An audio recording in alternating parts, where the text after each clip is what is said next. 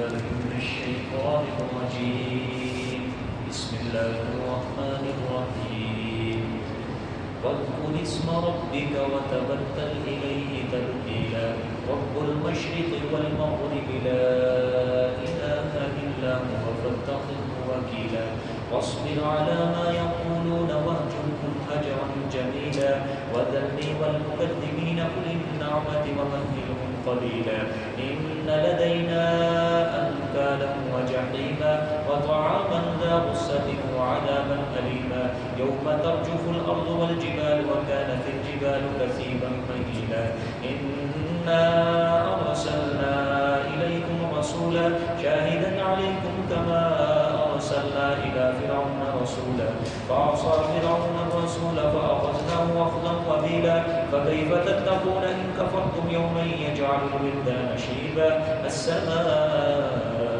منفطر به كان وعده مفعولا إن هذه تذكرة فمن شاء اتخذ إلى ربه سبيلا إن ربك يعلم أنك تقوم أدنى من ثلثي الليل ونصفه وثلثه وطائفة من الذين معك والله يقدر الليل والنهار علم أن لن تحصوه فتاب عليكم فاقرؤوا ما تيسر من القرآن علم أن سيكون منكم مرضى وآخرون يضربون في الأرض يبتغون من فضل الله وآخرون يقاتلون في سبيل الله فاقرؤوا ما تيسر منه وأقيموا الصلاة وآتوا الزكاة وأقرضوا الله قرضا حسنا وما تقدموا لأنفسكم من خير تجدوه عند الله هو خيرا وأعظم أجرا واستغفروا الله إن الله غفور رحيم.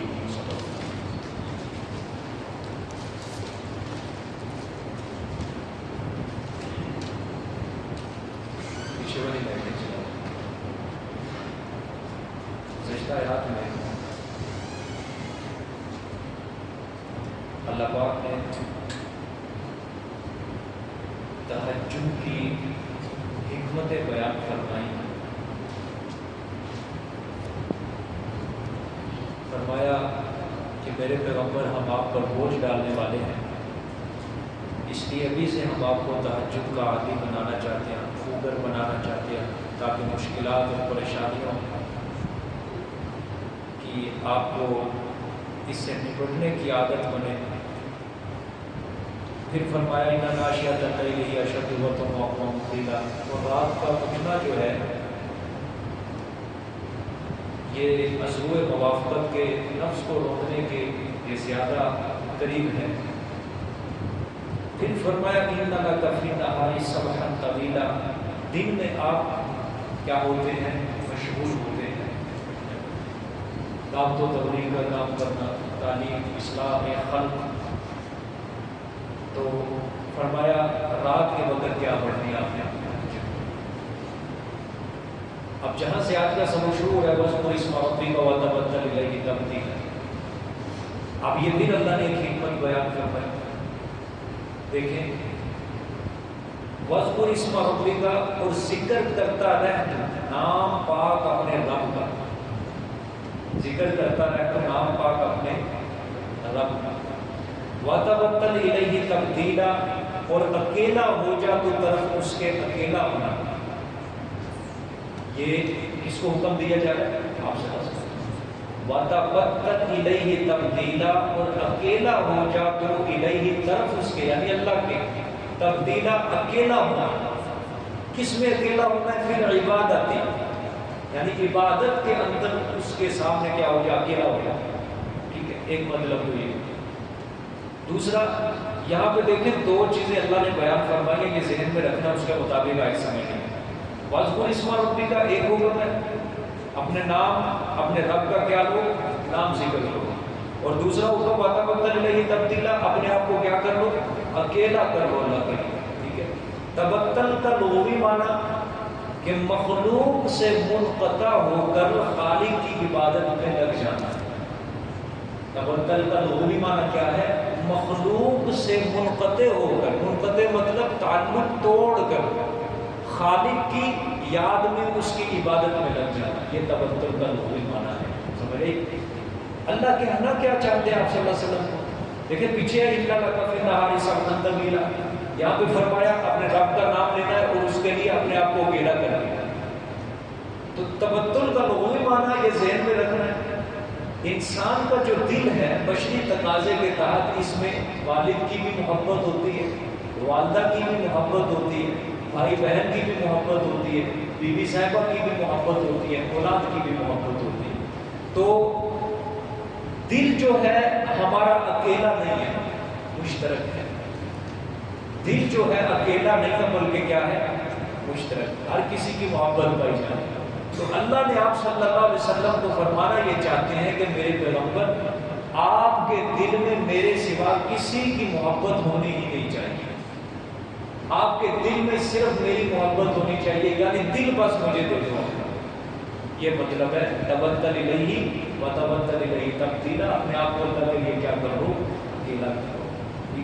پھر واذکر اسم ربک، یہاں پہ دیکھنا ہے اب آپ نے اس چیز کی طرف غور کرنا کہ اپنے رب کا نام کیا کرو، یاد کرو، ذکر کرو اس کا۔ اس کا مطلب یہ ہے کہ اللہ کا ذکر مداومت سے کرتے رہیں۔ دیکھو آپ صلی اللہ علیہ وسلم سے تو اس چیز کا تصور ہی نہیں کیا جا سکتا کہ آپ صلی اللہ علیہ وسلم ذکر اللہ کے اندر سستی کرتے ہیں، ٹھیک ہے، ذکر اللہ کے اندر آپ صلی اللہ علیہ وسلم تو سستی نہیں کر سکتے، تصور ہی نہیں ہے، خیال بھی نہیں انسان لا سکتا۔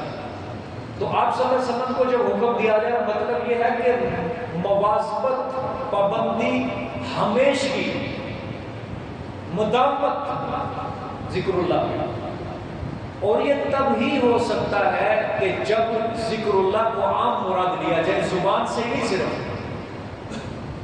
زبان سے بھی، اعضائے جوارح سے بھی اور دل سے بھی، تینوں چیزوں سے ذکر مراد ہے یہاں پہ۔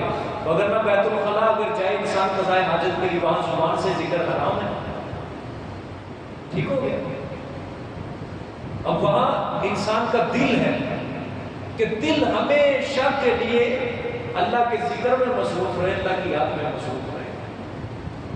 تو یہاں پہ صرف زبان والا ذکر مراد نہیں آپ صلی اللہ علیہ وسلم کے لیے، بلکہ ذکر عام ہے، زبان، اعضائے جوارح۔ اعضائے جوارح مطلب انسان کے جسم کے تمام اعضاء اللہ کے احکامات کے اندر مشغول رہیں، کہ اپنے تمام جسم کے اعضاء بھی اللہ تعالیٰ کے احکامات کے مطابق ہی ان کو استعمال کرنا چاہیے۔ یہ ہے اعضائے جوارح کا ذکر۔ دل کا ذکر کیا ہے؟ توجہ کس کی طرف ہو، ہر طرف وقت انسان کی اللہ کی طرف۔ زبان کا ذکر کیا ہے کہ انسان زبان سے اللہ کا نام لے، یا آپ صلی اللہ علیہ وسلم کے لیے آپ نے واذکر اسم ربک۔ اب یہاں سے ایک چیز جو آپ کو اصل سمجھانا چاہتا ہوں، سمجھ اللہ، ذکر اللہ کی کثرت۔ دیکھو دو چیزیں اللہ نے بیان فرمائی ہیں، ایک تعلق کو کیا کرنا ہے، ترک چھوڑ دینا مخلوق سے، اور دوسری میری یاد کے اندر مگن ہو جانا ہے، بس میرا نام لینا۔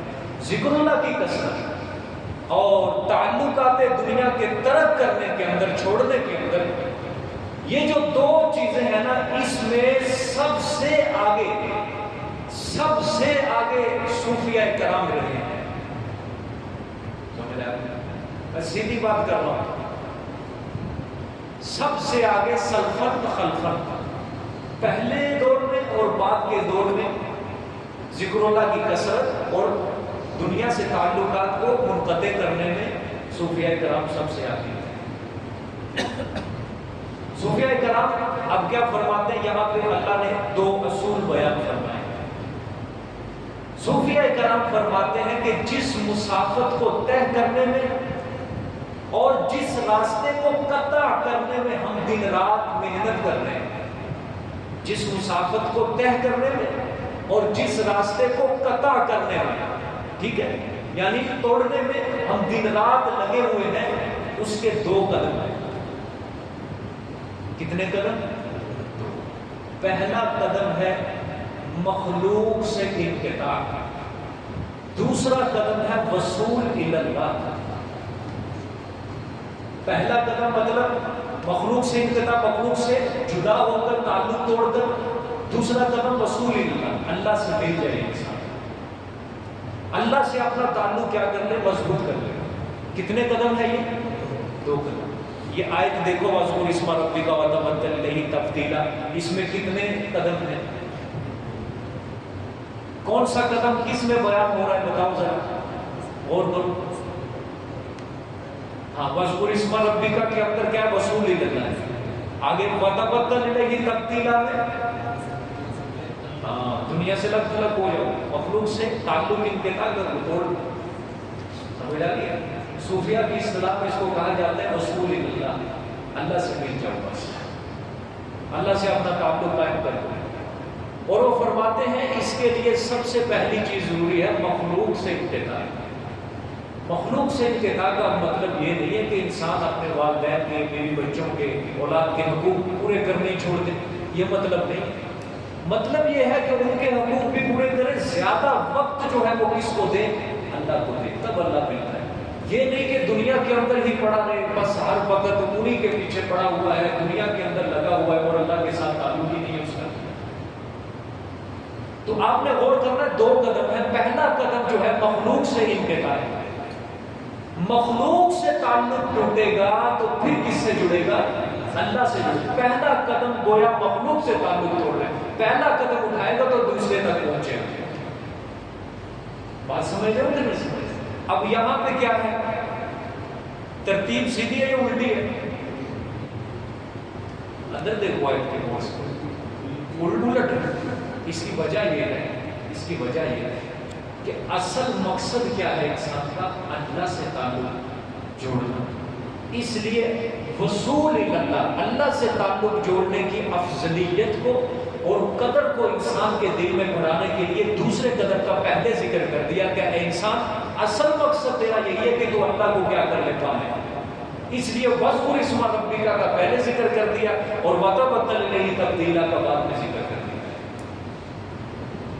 تو اس کو صوفیہ کی اصطلاح کیا کہتے ہیں؟ وصول اللہ، اللہ سے مل جانا، اپنا تعلق اس سے بنا لینا، وابستہ کرنا. بات سمجھ آ گئی؟ اللہ کو.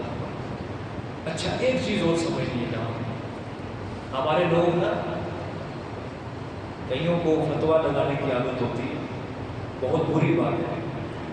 اس آیت میں آپ غور کریں، ذکر اللہ کا حکم لفظ اسم کے ساتھ مقید کیا گیا ہے، بند کیا گیا.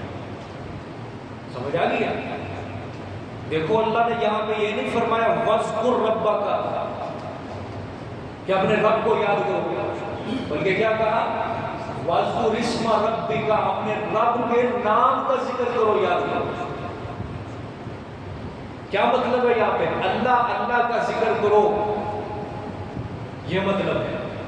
تو اللہ کا ذکر کرنا، تکرار کرنا یہ بدعت نہیں ہے، یہ اس آیت سے ثابت ہے. صاحب نام اللہ نے فرمایا وَاذْكُرِ اسْمَ رَبِّكَ اپنے رب کا نام یاد کرو، ذکر کرو. بعض لوگ آج کہتے ہیں کہ یہ بدعت ہے اللہ کے نام کو بار بار ذکر کرنا، بار بار یاد کرنا، بار بار ذکر کرنا. یہ بدعت نہیں ہے. اللہ کے قرآن، یہ قرآن پاک میں اللہ خود فرما رہے ہیں اپنے رب کے نام کو یاد کرو. بقیہ جو کیفیات آج بنائی ہوئی ہیں نا، کیفیات بنائی ہوئی ہیں، یہ غلط بات ہے. یہ رسول اللہ صلی اللہ علیہ وسلم سے ثابت ہے. اگر نہ انسان اکیلا بیٹھا ہے، نماز کے بعد بیٹھا ہے یا تنہائی کے اندر بیٹھا ہے، اللہ کا ذکر کر لے، کوئی بدعت نہیں، کوئی گناہ نہیں ہے. کوئی نام کس کا لینا ہے؟ اللہ کا نام. سبحان اللہ سبحان اللہ سبحان اللہ پڑھی جائے، استغفار کرے، یا اللہ کا کر لے گا. وَاذْكُرِ اسْمَ رَبِّكَ احساس کرنا بات کرو، آپ نے رب کے نام کو کیا کیا، تو یہ بدعت نہیں ہے، یہ عین ثواب ہے. یہ چیز آگے دیکھیں، رب المشرق والمغرب لا الہ الا هو فاتخذہ وکیلا. کیوں رب کا ذکر کروں، کیوں اکیلا ہو؟ یہ اس کی علت ہے جی. وَاذْكُرِ اسْمَ رَبِّكَ وَتَبَتَّلْ إِلَيْهِ تَبْتِيلًا کی علت ہے رب المشرق. اس لیے میں پہلے یہ عبارت پڑھ رہا ہوں، کیوں رب کا ذکر کروں، کیوں اس کے لیے اپنے آپ کو اکیلا کروں؟ اللہ نے فرمایا اس لیے کہ رب المشرق والمغرب، وہ رب ہے مشرق اور مغرب کا. یہ وجہ بیان کی ہے. اللہ کیا ہے؟ مشرق اور مغرب کا رب ہے. ٹھیک ہے، تو جب اللہ مشرق اور مغرب کا رب ہے تو پھر نتیجہ لا الہ الا ہو، ساری باتیں کس کے لیے ہوں گی؟ اللہ کے لیے. ٹھیک ہو گیا. مشرق اور مغرب یہ کنایا ہے پوری کائنات سے. دیکھو آپ کوئی جگہ خرید لو، ایک قلعہ خرید لو جگہ، ٹھیک ہے، آپ سے کوئی پوچھنے آئے کہ بھیا آپ نے کتنی جگہ خریدی، آپ کیا بتاؤ گے؟ یہاں سے لے کر وہاں تک خریدی میں نے جگہ. یا آپ یہ بتاؤ یہ بھی حصہ خریدا، یہ بھی حصہ خریدا، یہ بھی خریدا، یہ بھی خریدا، بلکہ آپ دو کنارے سے جگہ متعین کر دو کہ یہاں سے لے کر وہاں تک یہ جگہ میری ہے.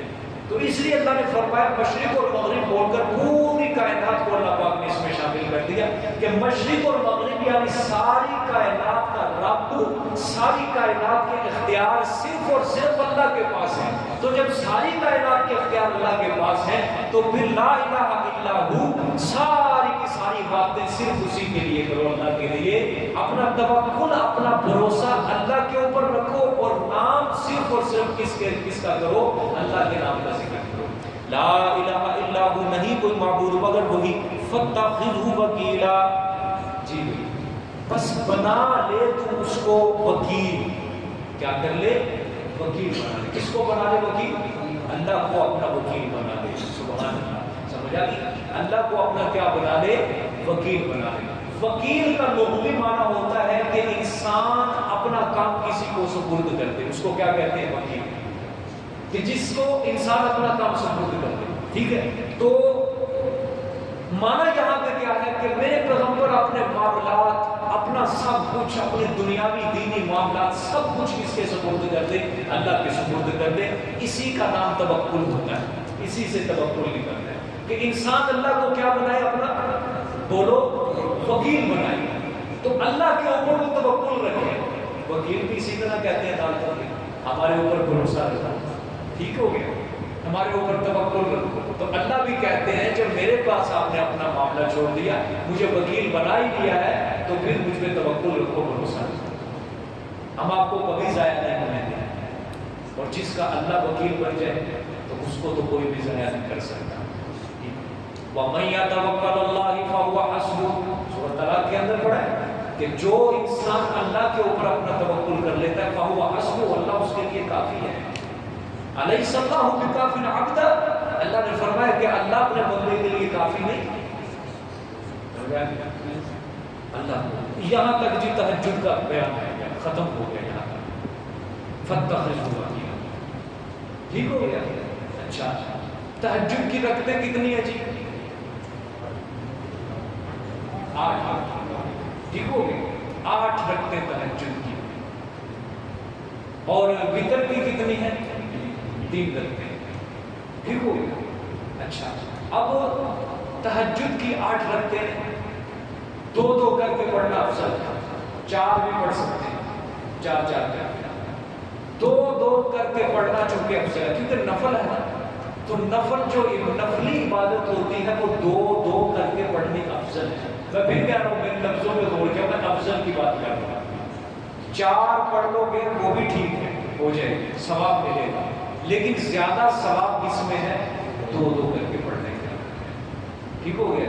اچھا، آپ صلی اللہ علیہ وسلم، بخاری شریف میں حدیث ہے، آپ نے فرمایا، صحابہ اکرام آپ کا عمل ذکر کرتے ہیں کہ آپ صلی اللہ علیہ وسلم رات کو 11 رکعت پڑھتے تھے.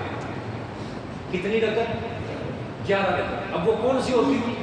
8 تہجد کی ہوتی تھی اور 3 وتروں کی ہوتی تھی. کتنے ہو گئے ٹوٹل؟ 11. آپ صلی اللہ علیہ وسلم جو وتر پڑھتے تھے وہ تہجد کے ساتھ پڑھتے تھے. اب یہاں سے ابو العما نے بحث چلائی ہے بڑی زبردست کہ وتر کی نماز پڑھنا سونے سے پہلے افضل ہے یا سو کر اٹھنے کے بعد تہجد کے ساتھ پڑھنا افضل ہے. اب دیکھو، وقت کے ساتھ، زمانے کے ساتھ ساتھ مسائل بدلتے ہیں، سہولیات بدلتی ہیں. پہلے دور کیسا تھا؟ جو لوگ تھے آپ صلی اللہ علیہ وسلم کی صحبت میں بیٹھنے والے، خیر القرون کا دور بہترین دور تھا. اس وقت دین کی طرف لوگوں کی رغبت تھی. راتوں کو قیام اللیل عادت تھی ان کی، راتوں کو اٹھنا اللہ کے سامنے سجدہ کرنا، لمبا لمبا قیام اللیل کرنا ان کی عادت تھی. تو افضل اس وقت یہی بات تھی کہ وتر کی نماز جو ہے وہ تہجد کے ساتھ پڑھو. وتر کی نماز کب پڑھو؟ تہجد کے ساتھ پڑھنی ہے وتر کی نماز. یعنی اس کے لیے ترتیب کیا ہے؟ پہلے تہجد کی 8 رکعتیں پڑھو، پھر 3 رکعت کس کے پڑھو؟ وتر کے پڑھو. یہ افضل ہے. لیکن اب فتویٰ کس چیز کے اوپر دیا گیا؟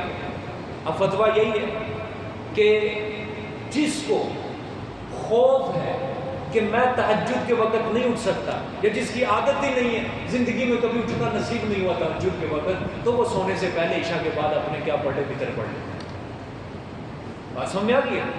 وگرنہ آج بھی یہی افضل ہے کہ اگر کسی کو اپنے اوپر پورا اعتماد ہے کہ میں تہجد کے وقت اٹھوں گا اور میں تہجد کے ساتھ وتر پڑھوں گا، تو اس کے لیے باعث ثواب ہے وہی کہ وہ تہجد پڑھے اور اس کے بعد 3 وتر کی رکعت پڑھے۔ سمجھ آ گئی؟ لیکن یہ بات یاد رکھنی ہے، وتر کا جو وقت ہے وہ عشاء کی نماز کے بعد شروع ہوتا ہے، وہ تہجد تک، فجر تک جاتا ہے۔ عشاء کی نماز بھی اور وتر کی نماز بھی۔ اور آپ کو پتہ ہے وتر سنت ہے، فرض ہے یا واجب ہے؟ واجب ہے۔ بات سمجھ میں آئی؟ لیکن امام شافعی رحمۃ اللہ علیہ کے نزدیک واجب اور فرض کوئی معنی نہیں رکھتا، وہ فرماتے ہیں فرض واجب ایک ہی چیز ہے، چونکہ واجب جو ہے اس کے چھوڑنے والا بھی عذاب کا مستحق ہوتا ہے۔ واجب چھوڑنا گناہ کبیرہ ہے، بڑا گناہ ہے۔ تو وتر جو ہے نماز واجب ہے، اس کو جو چھوڑے گا تو کیا ہے؟ کبیرہ گناہ کا مستحق ہے، عذاب کا مستحق ہے۔ بعض علماء نے کہا ہے کہ نمازیں 6 ہیں۔ نمازیں کیا ہیں؟ 6 ہیں۔ وہ وتر کی نماز کو چھٹی نماز ثابت کرتے ہیں۔ وہ کہتے ہیں اتنی اس کے چھوڑنے پہ اتنی سخت وعیدیں ہیں، جب اس کو پڑھنا اتنا تاکید کے ساتھ رسول اللہ صلی اللہ علیہ وسلم کے ساتھ ثابت ہے۔ ایک مستقل نماز ہے یہ، سمجھ آ رہی ہے؟ وتر نماز کیا ہے؟ بولو، واجب ہے، اور اسی لیے شریعت نے وتروں کی قضا رکھی ہے۔ وتروں کی کیا ہے؟ سنت کی قضا نہیں ہے، سنت چھوٹ بھی کوئی نہیں، گناہ ہے سنت چھوڑنا لیکن قضا نہیں ہے، وتروں کی قضا ہے۔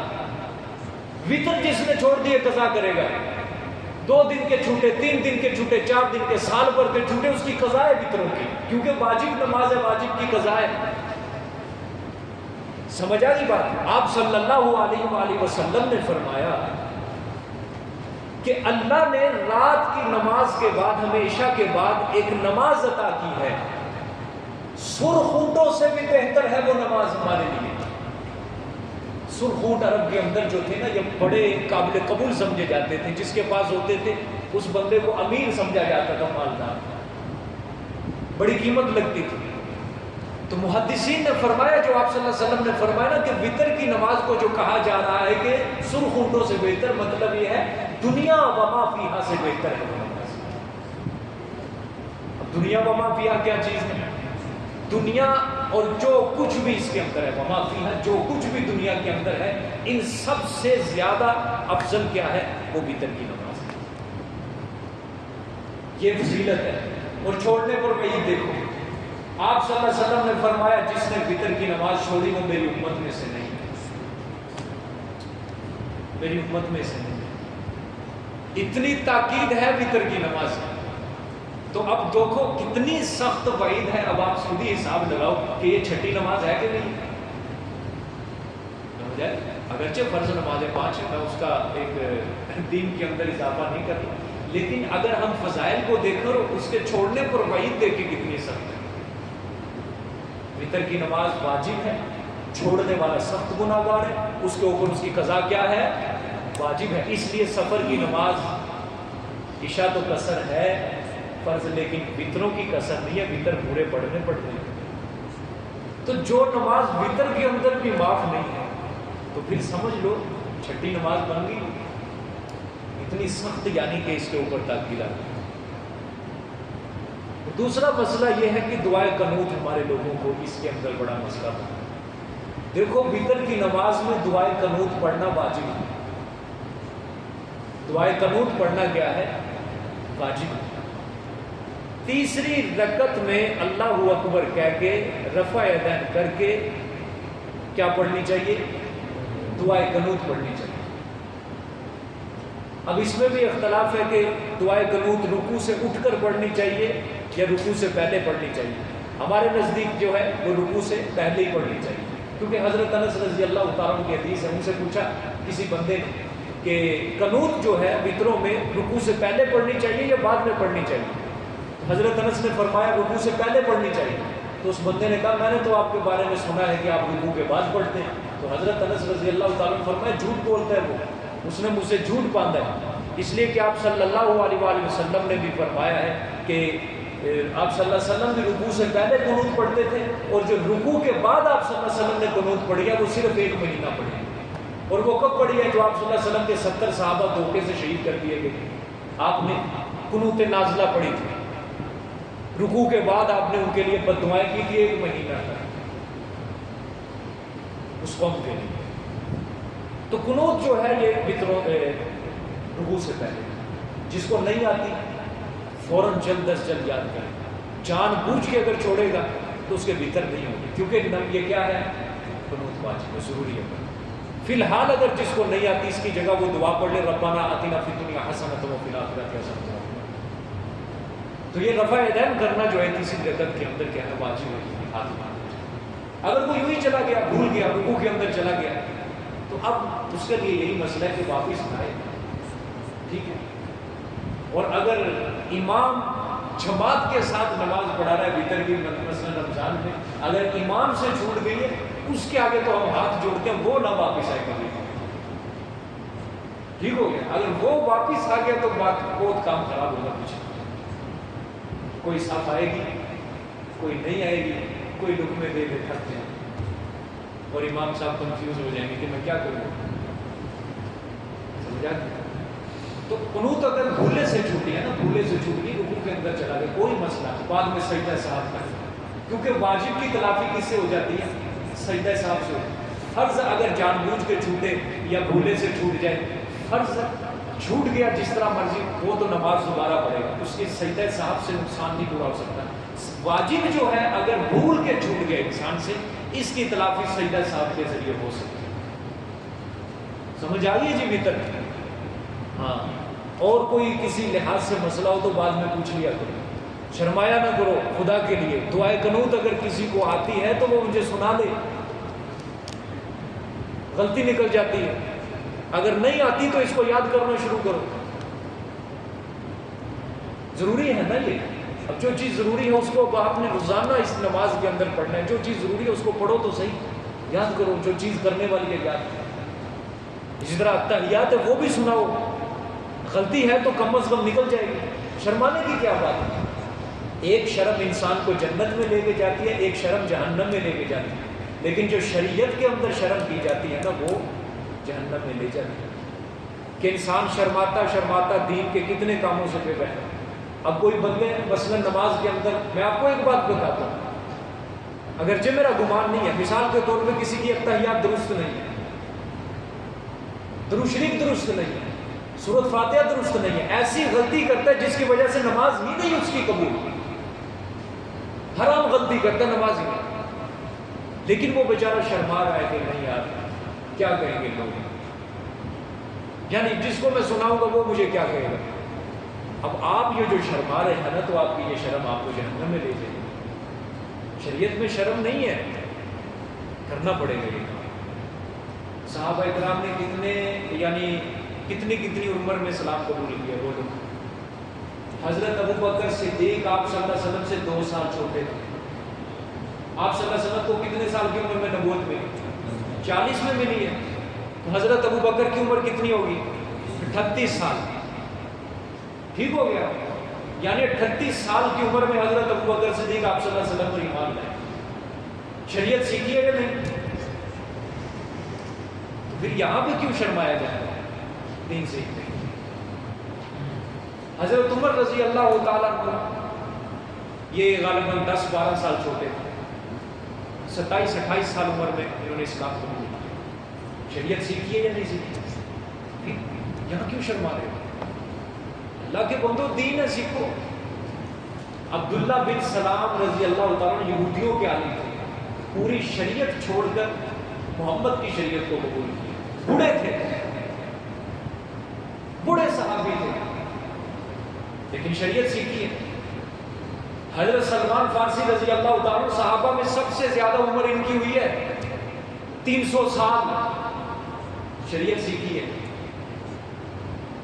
یہ جو ہم شرما رہے ہیں نا، یہ شرمانا جو ہے یہ شیطانی شرمانا ہے.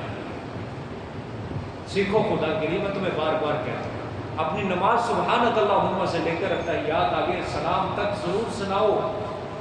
اپنی دعائیں قنوت سیدھی کرو، اپنے نماز جنازہ کی دعا ہے وہ بھی سیدھی کرو. یہ چیز تو ایسی ہے جو انسان کو بنیادی ضروریات میں آنی چاہیے ہر وقت.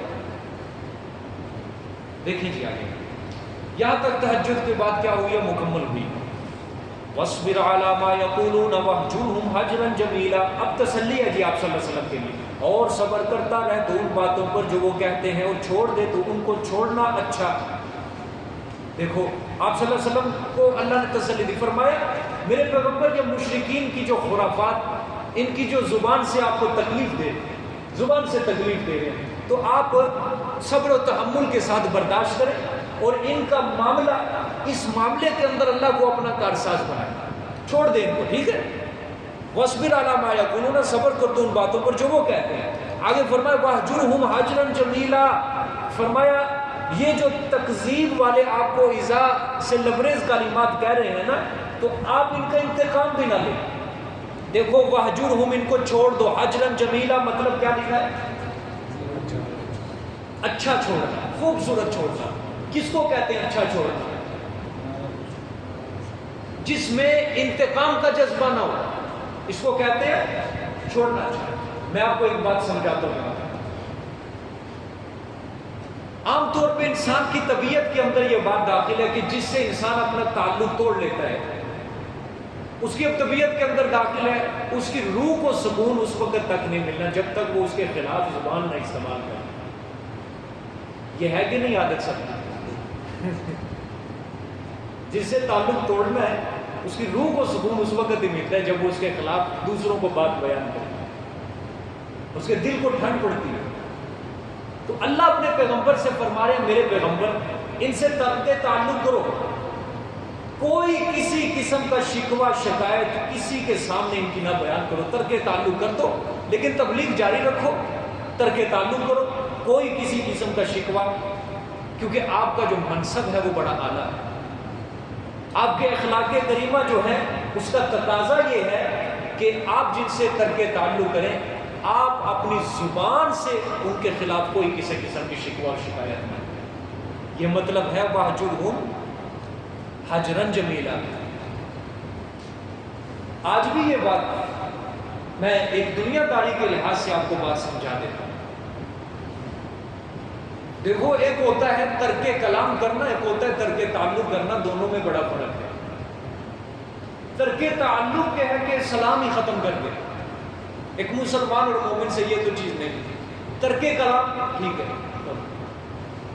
کسی کے ساتھ آپ نہیں رہنا چاہتے، کسی کے ساتھ آپ کی نہیں بنتی، چھوڑ دو اس کو، کوئی مسئلہ نہیں ہے. لیکن چھوڑنا کیسے ہے؟ حجرن جمیلا، خوبصورت، بس کچھ نہ بولو، اپنی زبان خاموش کر لو. ٹھیک ہے آپ کا دل اس کے ساتھ نہیں لگتا، آپ چھوڑ دو. حجرن جمیلا، خوبصورت، اس کے خلاف زبان سے ایک رائی کے دانے کے برابر بھی لفظ نہ نکال.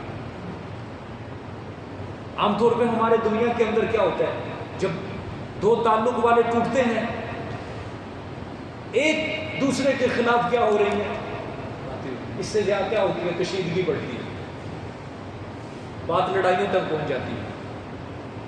تو اگر بھئی اپنا تعلق آپ نے نہیں رکھنا، ترک کلام کرنا، آپ نہیں رہنا چاہتے، تو بس اپنا زبان بند کرو. اگر وہ بھی بولے گا یہ بھی بولے گا، دونوں گرم تارے جڑیں گی تو پھر لڑائی قتل و غارت تک پہنچ جاتی ہے. آج یہی حال ہو رہا ہے، یہی حالت ہے آج.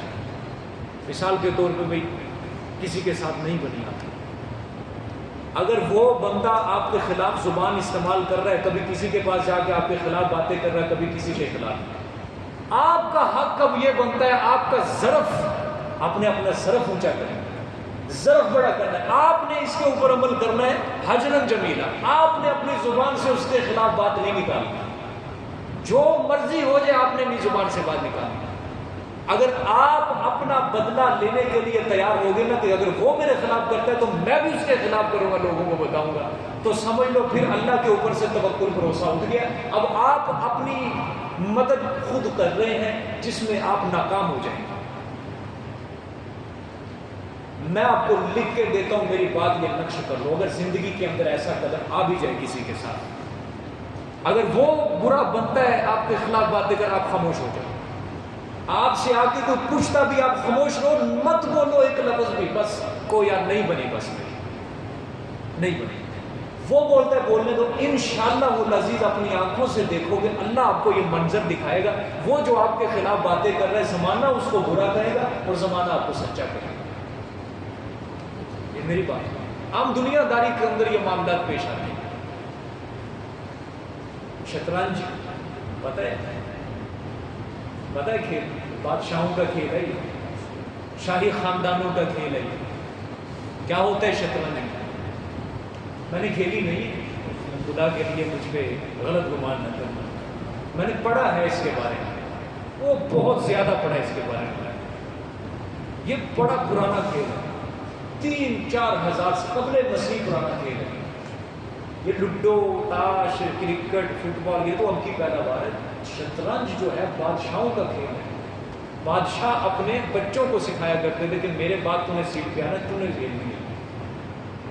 اس کے اندر جنگ ہوتی ہے، لشکر ہوتا ہے، جو گوٹیاں وہ مہرے بنائے جاتے ہیں، ایک بادشاہ ہوتا ہے، ایک وزیر ہوتا ہے، ٹھیک ہے، 2 گھوڑے ہوتے ہیں، 2 فیلے ہوتے ہیں اور 2 رخ،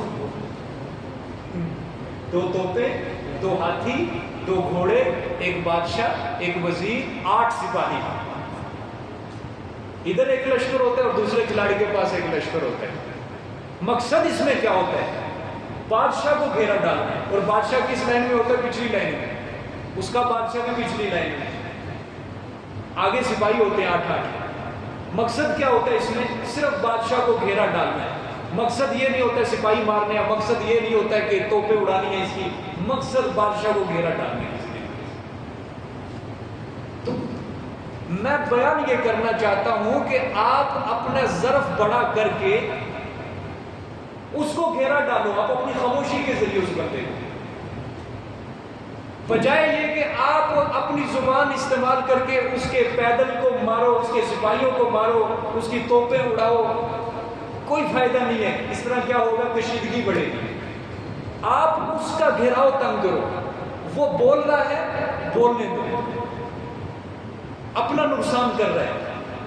اور شطرنج میں یہ اصول ہے کہ ایک گوٹی اپنی گروانی پڑتی ہے، ایک مہرا اپنا گروانو پڑتا ہے، پھر اگلے کے 10 گرتے ہیں۔ تو میں اس لیے ایک مثال کے ذریعے سمجھا رہا ہوں کہ آپ اگر جھک جاؤ گے نا، جھک جاؤ گے تو وہ اپنی فتح سمجھے گا بولنے والا، آپ خاموشی کے ساتھ اپنی ہار مان لو، ایک وقت کے لیے، ایک وقت کے لیے۔ وہ سمجھ رہا ہے میں بول کے جیت رہا ہوں، وہ جیت نہیں رہا، وہ ہمیشہ کے لیے ہار رہا ہے۔ اور آپ جو وقتی طور پہ ہار مان رہے ہو، یہ آپ کی وقتی طور پہ ہار ہے، بعد میں ہمیشہ کے لیے آپ جیت جاؤ گے، زمانہ سارا آپ کا ہوگا، اس کو برا بنا دے، اللہ پہ چھوڑ دو بس۔ ہوتا ہے انسان کے ساتھ ایسا، بڑی محبت ہوتی ہے، بڑا پیار ہوتا ہے، ایک وقت آتا ہے چھوٹ جاتا ہے۔ اب اس کا مطلب یہ نہیں ہے کہ آپ اس کے خلاف باتیں کرو، اس کا مطلب یہ نہیں ہے اس کے خلاف آپ بکواسات کرو، زمانے کو کرو، اور خاموش ہو، نہیں بنی، نہیں بنی۔ واہجرہم ہجرا جمیلا، چھوڑ دو ان کو بس، اچھا چھوڑ، جس میں انتقام کا جذبہ بھی نہ ہو اور زبان کے ساتھ کسی کو برا بلا بھی آپ نے نہیں کیا، سمجھے؟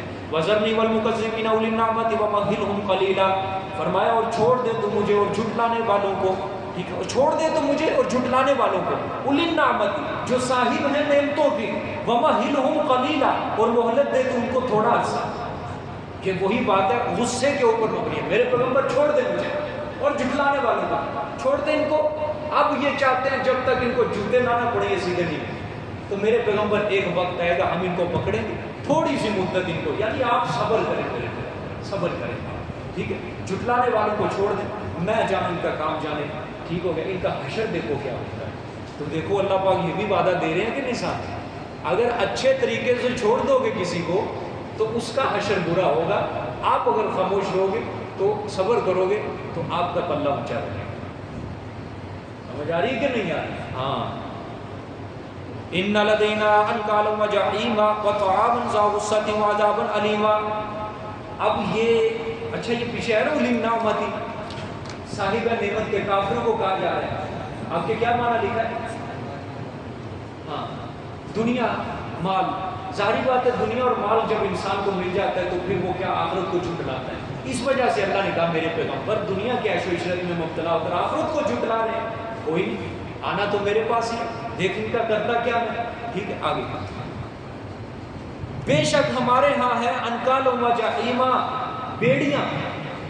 انکال ان کا مانا بیڑیاں، وجحیما اور آگ، وطعاما ذا غصۃ اور کھانا ہے ذا غصۃ حلق میں اٹکنے والا، گلے میں پھنسنے والا.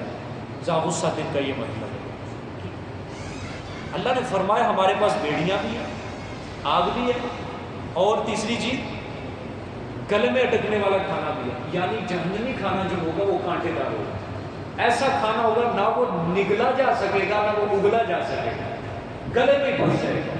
حضرت عبداللہ ابن عباس فرماتے ہیں اس کے بارے میں، فرمایا کہ جو بھی لقمہ ہوگا اس کے ساتھ کانٹے ہوں گے لگے ہوئے، نہ وہ نیچے جا سکے گا نہ وہ اوپر جا، پھنس ہی جائے گا گلے کے. یعنی انتڑیاں پھاڑ پھاڑ کے وہ نکلے گا اس طرح کا جہنم. پھر اس کے بعد اللہ نے فرمایا وعذابا الیما، اس کے علاوہ اور دردناک عذاب پڑے گا. اللہ پاک ہماری حفاظت کرے. یوم ترجف الارض والجبال وکانت الجبال کثیبا مہیلا. اب فرمایا یہ تخفیف اخروی ہے. فرمایا اور جس دن کانپے گی زمین اور پہاڑ، اور وکانت الجبال تو ہو جائیں گے پہاڑ کثیبا مہیلا، ریت کے تودے پھسلتے، ریت کے تودے پھسلتے. ٹھیک ہو گیا. ریت ہوتی ہے نا، ریت مثلا آپ مٹھی کے اندر لو تو وہ نہیں رہتی، پھسل جاتی ہے. ٹھیک ہو گیا، بیٹھ جاتی ہے. کہیں آپ یا ڈیسک کے اوپر رکھ دو ریت، اس کی جس طرح مٹی کی ڈھیری لگتی ہے اس طرح نہیں لگے گی، بلکہ وہ اس طرح یہ پہاڑ ہو جائے گا. اور اب کیا ہے، اللہ کے حکم سے ایسے مضبوط کھڑے، سبحان اللہ، کہ کوئی ہلا نہیں سکتا ہے وہ اپنی جگہ سے. لیکن اللہ فرماتے ہیں ریت کے طوطے کی طرف پھسل جائے. اِنَّا أَرْسَلْنَا إِلَيْكُمْ رَسُولًا، بے شک ہم نے بھیجا طرف تمہارے رسول، شاہدن علیکم. شاہدن کا معنی کیا ہے؟ گواہی دینے والا. جزاک اللہ، یہ شاہ صاحب کا معنی لکھا ہے، زبردست معنی لکھا ہے. ٹھیک ہے، حق بیان کرنے والا، گواہی دینے والا. عبد القادر رحمۃ اللہ علیہ نے معنی کیا، شاہ عبد القادر. علیکم اوپر تمہارے. ٹھیک ہے، کما ارسلنا جیسا کہ ہم نے بھیجا طرف فرعون کے رسول. کیا نام تھا اس رسول کا؟ موسیٰ علیہ السلام. اور یہ جو فرمایا اِنَّا أَرْسَلْنَا إِلَيْكُمْ رَسُولًا، بے شک ہم نے بھیجا طرف تمہارے رسول، اس سے مراد محمد صلی اللہ علیہ وسلم. مشرکین مکہ کو کہا جائے کہ دیکھو فرعون کی طرف بھی ہم نے رسول بھیجا، تمہاری طرف بھی ہم نے عظیم الشان رسول بھیجا.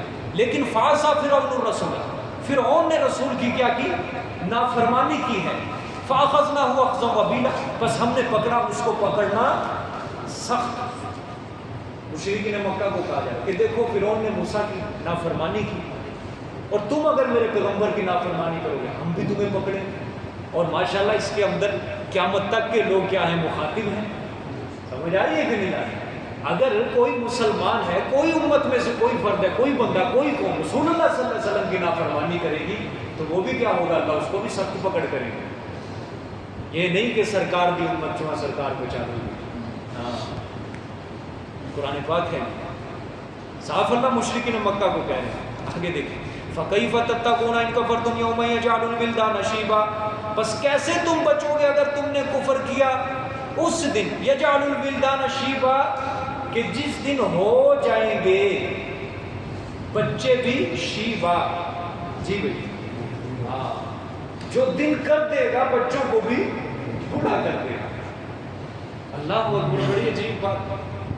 فرمایا چلو آج میں اگر تمہیں نہ پکڑوں، دنیا میں نہیں پکڑتی، تو اس کا مطلب کیا، بچ جاؤ گے. بچ جاؤ گے. دنیا تو ہم نے پکڑنے کی جگہ رکھی ہی نہیں، ہمارا قانون ہی نہیں. اصل قانون تو ہمارا آخرت کے اندر ہے، وہاں تو کوئی نہیں بچ سکے گا. ہاں یہ دنیا کے اندر جو پکڑتے ہیں ہم آنے والی نسلوں کے لیے عبرت بناتے ہیں تمہیں، لیکن قیامت والے دن عبرت نہیں بنائیں گے ہم آپ. قیامت والے دن آخری ہار جیت ہے. بس ذالک یوم التغابن، آخری ہار جیت کا دن ہے، یا ادھر یا ادھر. فرمایا اس دن پھر کس طرح بچ سکو گے میرے عذاب سے. ٹھیک ہے، کہ جس دن وہ قیامت کی ہولناکی مصیبت پریشانی بچوں کو بھی بوڑھا کر دے گی. اللہ اکبر. محاورہ بولا ہے اللہ پاک نے کہ جس طرح انسان کو مصیبت پریشانی جلدی بوڑھا کر دیتی ہے، اسی طرح جس طرح آج کل ہر بندہ ڈپریشن کے اندر مبتلا ہے، پریشانی میں مبتلا ہے، بچوں کا فکر ہے، اپنا فکر ہے، اور اوپر سے آخری موت کا فکر ہے کہ جلدی نہ دے. یہی فکر لے ڈوبے سے 3 لفظ ہے، 3 لفظ ہر انسان کو یہ لے ڈوبے. 3 لفظ کی بنے گا جی، کی بنے گا. 3 لفظ ہر انسان سمجھ اللہ بھائی، یہی سوچ رہے ہو کی بنے گا. ہاں بالکل. مومن سوچتا ہے آخرت میں کیا بنے گا، عام دنیا دار سوچتا ہے اگوں کی بنے گا. 3 لفظ لے ڈوبے ہیں سب کو، آج بوڑھا کر دیا پکڑ کے سب کو، اسے بھاری پڑ گیا سب کے اوپر. سمجھنا کہ نہیں بات. تو قیامت والا دن ایک تو 50,000 سال لمبا دن ہے، تو اگر کوئی بچہ بھی ہوگا وہاں پہ تو وہ بھی بڑھتے بڑھتے بڑھتے کیا ہو جائے گا، بوڑھا ہو جائے گا. یہ بھی مطلب ہے اس آیت کا. وگرنہ ہر مصیبت پریشانی انسان کو جلد بوڑھا کر دیتی ہے، یہ بھی مطلب. اللہ اکبر. بڑی سخت ضرب المثل اللہ نے بولی ہے کہ قیامت کا دن ایسا ہے تمہیں پتہ ہی نہیں ہے، غفلت کے اندر ہو، بے خبری کے اندر ہو. وہ تو بچوں کو بھی بوڑھا کر دینے والی ہے، اور تم کس بات کی مولی ہو، تمہارا اشر کیا ہو جاتا ہے. یہ اللہ ہولناکی بیان کرے. السماء منفطر به کان وعده مفعولا.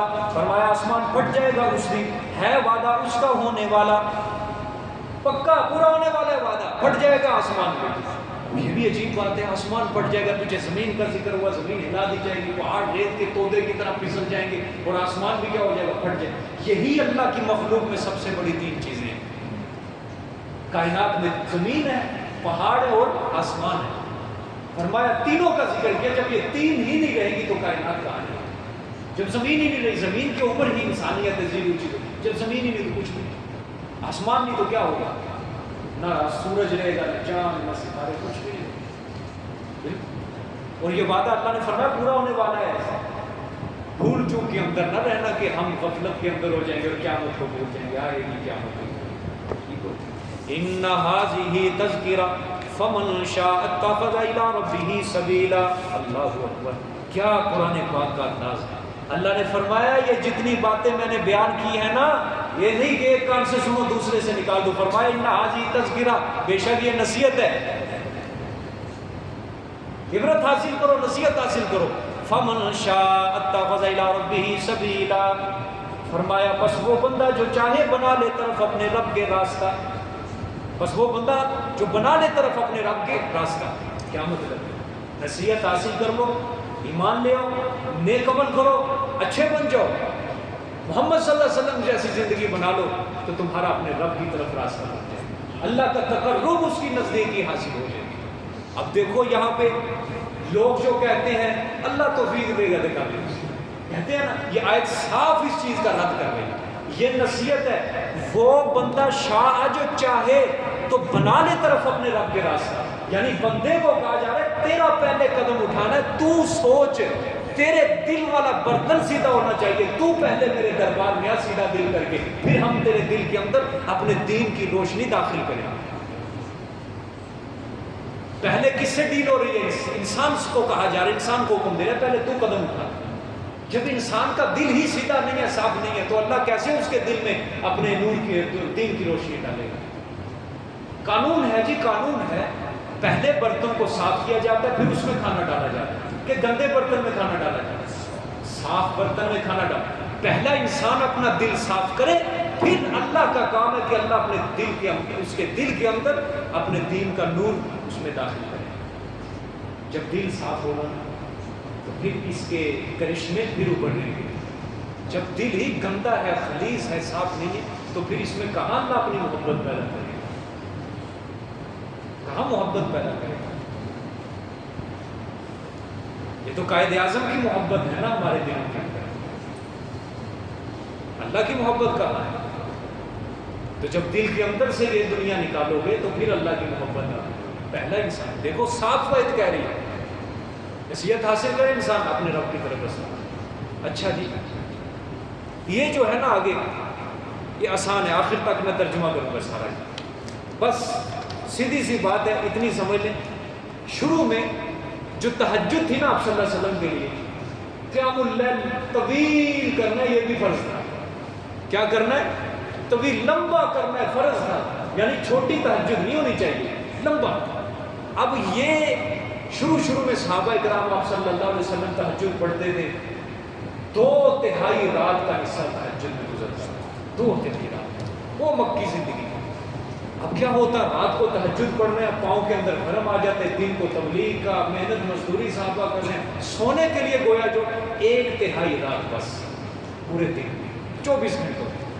تو اللہ نے آسانی کر دی، اللہ نے کہا تہجد ہے میرے پیغمبر کے اوپر، لیکن طویل نہیں، جتنی چاہو پڑھ۔ لیکن صحابہ اور آپ صلی اللہ علیہ وسلم پھر بھی عزیمت پر عمل کرتے تھے، مطلب اللہ نے اجازت بھی دے دی، ٹھیک ہے جتنا تم قیام کر سکتے ہو کر لو، لیکن صحابہ پھر بھی رات کا 1/3 حصہ اللہ کے آگے گزارتے ہیں۔ اب دیکھو ترجمہ ہے جی آخر کا، ان ربک یعلم انک تقوم ادنی من ثلثی اللیل ونصفہ وثلثہ طائفۃ من الذین معک، بے شک تیرا رب جانتا ہے، بے شک آپ کھڑے رہتے ہیں، تو کھڑا رہتا ہے کس میں؟ نماز میں۔ ادنی من ثلثی اللیل، نزدیک 2/3 رات کے، مطلب کیا ہے؟ 2/3 رات سے کچھ کم، ایک ونصفہ، اور اس کا نصف یعنی کبھی آدھی رات آگے، وثلثہ، اور اس کا 1/3 یعنی کبھی 1/3 رات، کبھی کیا ہے 2/3 سے کم، کبھی نصف اور کبھی 1/3 آپ۔ وطائفۃ من الذین معک، اور ایک جماعت ان لوگوں کی جو آپ کے ساتھ ہے، اس سے کون مراد ہے؟ صحابہ کرام، وہ بھی آپ کے ساتھ میرے پیغمبر کھڑے رہتے ہیں، سبحان اللہ، یعنی جدھر آپ صلی اللہ علیہ وسلم وہ بھی آپ کے پیچھے پیچھے ہیں۔ واللہ یقدر اللیل والنہار، اور اللہ پورا ماپتا ہے رات اور دن کو، ٹھیک ہے، اللہ پورا ماپتا ہے رات اور دن کو۔ فرمایا تم کس طرح رات اور دن کو ماپ سکتے ہو؟ اب صحابہ پڑھتے تھے نا نماز جب تہجد کی، وہ کبھی آدھی رات، کبھی 2/3، کبھی 1/3، ان کو پتہ ہی نہیں چلتا تھا کہ کب پتہ ہمیں چلے گا جو فرض مقدار اللہ نے متعین کی ہے، مطلب نصف یا اس سے کم یا اس سے زیادہ، کیسے ہمیں پتہ چلے گا؟ کوئی گھڑیاں تو ہوتی نہیں تھی، گھڑیاں تو نہیں ہوتی تھی کہ انسان کسی آلے کے ذریعے پتہ لگا لے کہ اب وہ فرض مقدار پوری ہو چکی ہے۔ اگر ہوتی بھی تو پھر بھی گھڑی کی طرف دیکھنا ان کے خشوع خضوع کے خلاف تھا، وہ تو ہم ہی دیکھ لیتے ہیں، سمجھ آ گئی کہ ہماری نماز 6 منٹ تک چلی گئی، وہ تو ہم دیکھ لیتے ہیں کہ ہماری نماز 8 منٹ تک چلی گئی، لیکن ان کے دور میں اگر گھڑیاں ہوتی بھی تو پھر بھی وہ گھڑی کو نہ دیکھتے۔ تو صحابہ کرام کو یہ چیز لگتی تھی، آپ صلی اللہ علیہ وسلم کو بھی یہی چیز لگتی تھی کہ کیسے پتہ چلے گا کہ وہ جو اللہ نے فرض کیا ہے وہ پوری۔ اللہ نے فرمایا اللہ جانتا ہے اصل رات اور دن کا معاملہ، تم نہیں جانتے۔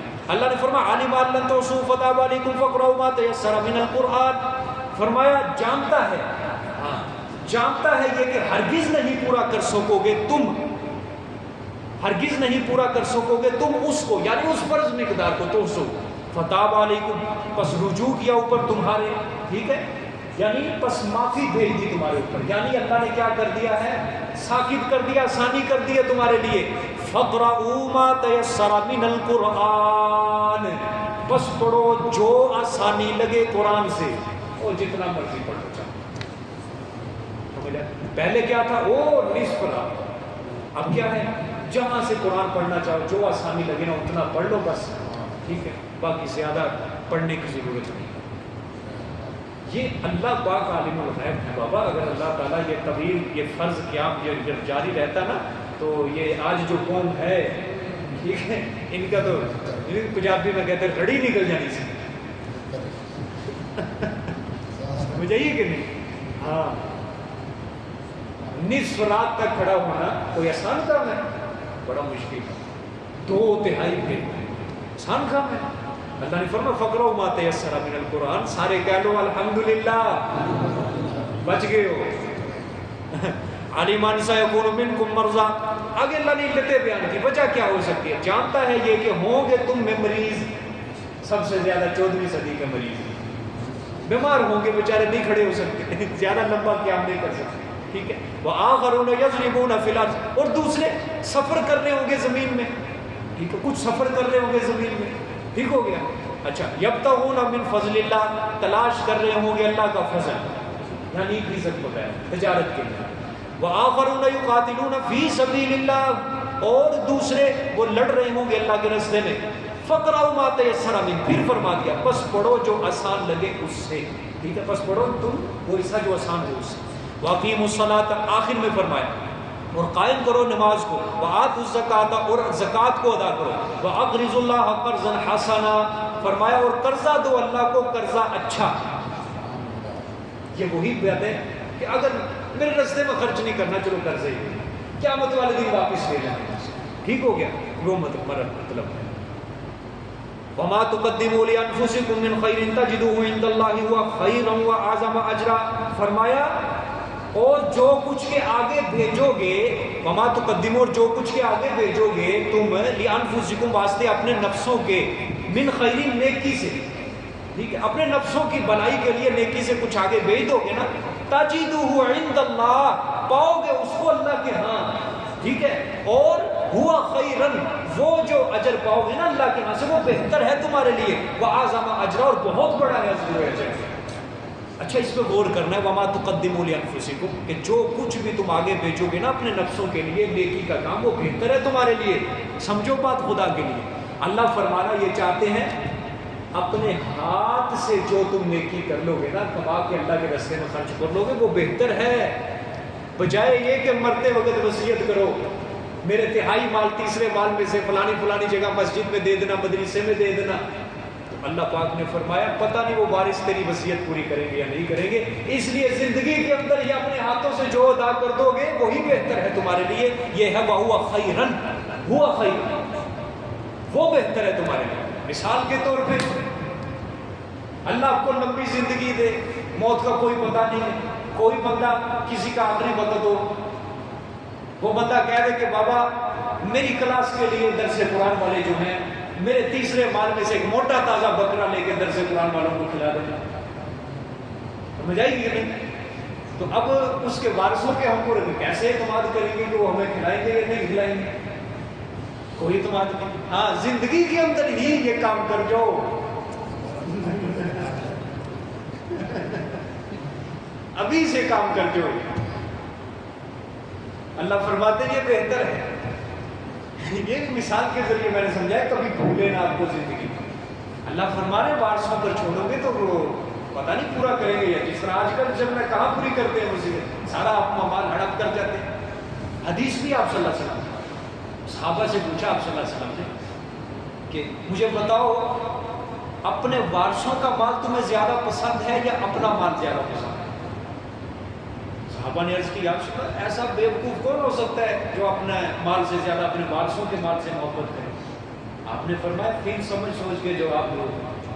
صحابہ نے عرض کی یا رسول اللہ، ہاں پکی بات کہتے ہیں، اپنے مال سے محبت ہے وارثوں کے. آپ صلی اللہ علیہ وسلم نے فرمایا تو پھر سمجھ لو اصل مال وہی ہے جو تم نے اپنی زندگی میں اللہ کے راستے میں خرچ کر دیا. باقی جو مال ہے نا وہ سارا وارثوں کے پاس جائے گا، وہ آپ کا مال نہیں ہے. اس لیے انسان پوری زندگی لگا دیتا ہے، چھوڑتا ہے، اپنے ہاتھ کچھ بھی نہیں آتا، پوری زندگی دین سے دور رہ کے تجوریاں بھرنے میں لگا دیتا ہے، خود مر جاتا ہے، اولاد اس کی 4 سالوں میں ہڑپ کرتی ہے. یقین کرو خدا کا قرآن ہر وقت سچا، ہر لمحے سچا ہے. جن لوگوں نے اپنی زندگی برباد کی ہے دنیا داری کے اندر کہ میری اولاد میرے بعد بھوکی نہ مرے، خدا کی قسم اس کی اولاد اللہ نے ذلیل کیا. اس کی اولاد جھوٹ تو نہیں بول رہا، جس نے اپنی پوری زندگی لگا دی تجوری بھرنے پہ کہ میری اولاد میرے بعد بھوکی نہ مرے، اس کے مرنے کے بعد ٹھیک 2-3 سالوں بعد ہی اس کی اولاد سڑکوں پر ذلیل ہوتی ہے. پیسہ ختم پیسہ ہے، کیونکہ رزق کس کے پاس ہے؟ اللہ نے دینا ہے، وہ تو نے نہیں دینا. وہ کہ تیری پوری زندگی تو نے جو دین سے دور اللہ کے کاموں سے پاگل ہو کر گزار دی تو تم سمجھے گا میری اولاد بھوکی نہیں مرے. اللہ نے فرمایا یہ نہ سوچو، رزق کی ذمہ داری میری، کسی کو بھوک رکھنا ہے، کس کو ہم نے رزق دینا ہے، کس کی جھولی پر نہیں ہمارے پاس. اس لیے میں آپ سے بھی گزارش کرتا ہوں اپنی دنیا داری کے چکروں میں پڑھ کے اللہ سے دور ٹائم مت گزارو. اللہ کو وقت زیادہ دو. آپ کی اولاد کا کفیل اور ذمہ دار رزق کا وہ اللہ پاک. واستغفر اللہ، اور مغفرت طلب کرو اللہ سے، بے شک اللہ ان اللہ غفور الرحیم، بے شک اللہ بخشنے والے رحم کرنے والے ہیں. جزاک دعا فرمائیں. الحمدللہ رب العالمین والصلاۃ والسلام علی سیدنا سبحان اللہ والحمد للہ ولا الہ الا اللہ واللہ اکبر.